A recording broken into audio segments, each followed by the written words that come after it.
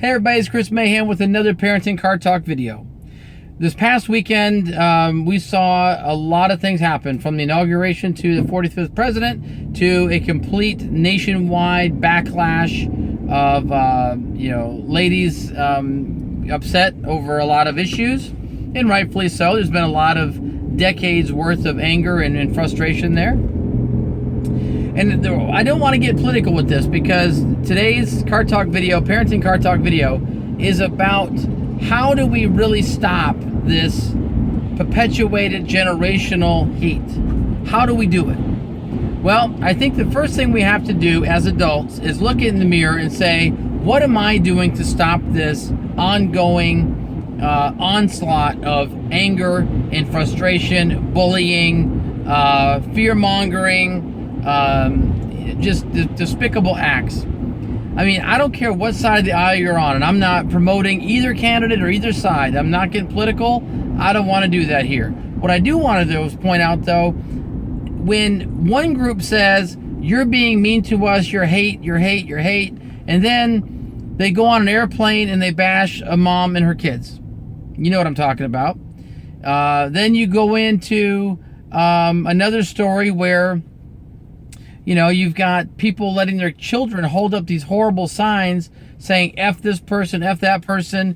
A month or so ago, we had kids beating up a white kid and F Trump and this and that. And we've created this idea that it's okay that if your thinking is the media's way of thinking, that it's okay. Likewise, we've created this ongoing fight between other groups. Now we've got the religious thing going on. We've got the cultural tension. I don't like saying race because we're all human beings. The bottom line is, we as adults, as parents, as leaders, have failed.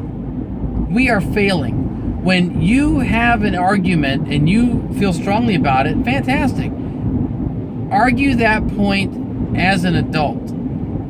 Don't go out and tell your kids it's okay to bust up something or burn the American flag or attack someone else because they don't agree with you. Because all you're doing is the exact same thing as the person that you don't like. So this cycle of anger and frustration, nothing stops. And what stirs it up is the media. I used to work in the media, and I can tell you that if it sells tickets, they're going to keep doing it. And what I mean by sell tickets is advertising. If they're getting viewership, they're going to keep doing it on both sides of the aisle. We as adults have to say, okay, I don't like this person's ideas or philosophies or comments. I don't like this person's lies or shady, underhanded deals. That's great. By all means, protest that and be angry. Okay? By all means, I am all about telling the establishment or whoever they think that they are, you're screwing up. This is our country. Across the board, everybody belongs here. All right? If you're a legal citizen, you belong here. If you're not, and you're trying to become one, fantastic. That's not even my issue for this. My issue is, as leaders, as parents, we are teaching hate. We are teaching hate.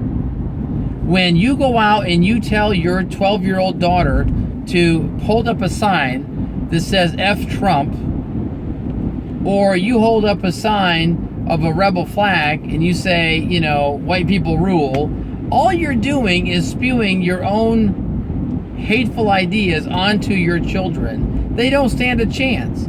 So when they become adults and they end up in prison, or they end up, beat up, or they end up, on the short end of the stick somewhere, because you've taught them how to be hateful, you have no one to blame but yourself. Now, as leaders and as parents, we have to find a way to teach our children about proper ideals in compassion and kindness and understanding, and the fact that not everybody is going to agree with you. And that's okay. That's what makes our country great. However, how you handle that argument and how you handle that discourse, that becomes a problem when you're breaking windows, when you're burning up police cars, when you're smashing stuff, when you're threatening people, when you're attacking a mom and her kids on an airplane, when you're attacking people because they have an idea that doesn't go along with you on either side of the aisle, you're the monster. Now you're the bad person. See, this whole hate thing doesn't work on any level on either side of the aisle. And what we're doing is we're teaching our kids that it's okay, that if mom and dad say it, it's okay. But it's not okay. You should be, as the mom and dad, saying, okay, I have an argument with this, I have a problem with this. Here's why. Here's how I can get my point across and try and make a difference. Yelling, screaming, busting things, smashing things, fighting, it makes you look like an idiot, to be perfectly frank. It makes you look like a complete buffoon. And I'm not going to listen to anybody on either side of the argument that is using violence, that is screaming and yelling and putting their children in the front line as the shield, if you will. And I've seen plenty of stuff out there where parents are putting their kids in what I consider to be harm's way. I would love to know your thoughts on this and what's been happening in the last couple days, since November through now. What are your ideas on this, and how do you think we can, as a nation of leaders, as real, mindful adults, stop this cycle of violence within our kids? Because they're watching us. That's the bottom line. Okay? My name's Chris Mahan. Let me know what you think. I'd love to know. You can find me right here on YouTube. You can also find me on Facebook. You can also find me at leadyourteen@gmail.com. I'd love to know what you think. Have a great day, everybody. Appreciate it.